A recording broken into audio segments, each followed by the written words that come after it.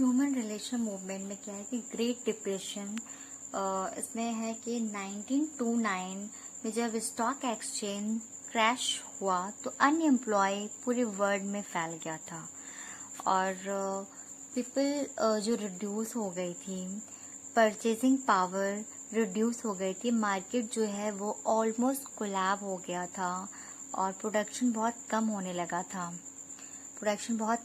लगा था और एचआर डिपार्टमेंट क्रिएट किया। तब उस समय एचआर डिपार्टमेंट क्रिएट किया गया था सबसे पहले। उसके बाद है लेबर मूवमेंट में, ये है ट्रेड यूनियन बनाने मतलब इसमें है कि ट्रेड यूनियन बनाना स्टार्ट होने लगा था, इसका यही है। फिर हॉथॉर्न स्टडी में क्या होता है कि एल्टन मायो ने हॉथॉर्न स्टडी मतलब डिवाइड किया है और इसमें फिलॉसफी के बारे में बताया गया है।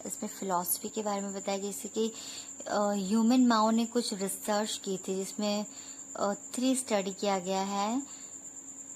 इन्यूमेशन स्टडी जो 1924 से लेकर 1927 के बीच डिवाइड किया गया है। 2 ग्रुप डिवाइड किया गया है। पहला है कि कंट्रोल ग्रुप और दूसरा है कि एक्सपेरिमेंटल ग्रुप।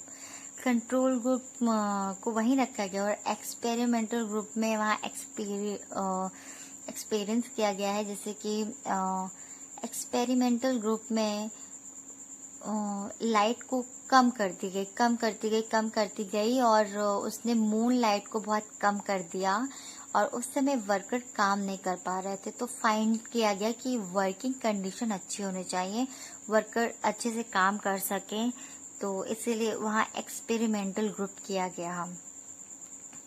उसके बाद आते हैं हम लोग, ये हिस्ट्री ऑफ ओबी का है। उसके बाद आते हैं need and importance of OB में। पहला है कि skill development, abilities and knowledge of employment.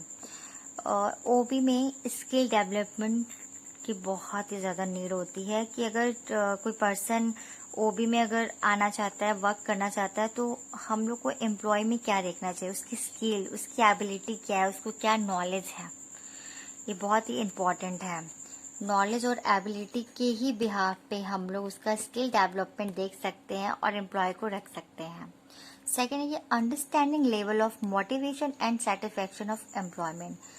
Motivation का क्या मतलब है कि किसी इंसान को देखते, किसी इंसान की बातों में, किसी इंसान की चीज़ों से मोटिवेट होके लोग सेटिस्फैक्शन होते हैं, तभी तो हम लोग समझ में आते हैं कि जहाँ आप मोटिवेट हो रहे हो और उससे सेटिस्फाइड हो रहे हैं तो ही समझ में आते हैं अंडरस्टैंडिंग लेवल क्या है।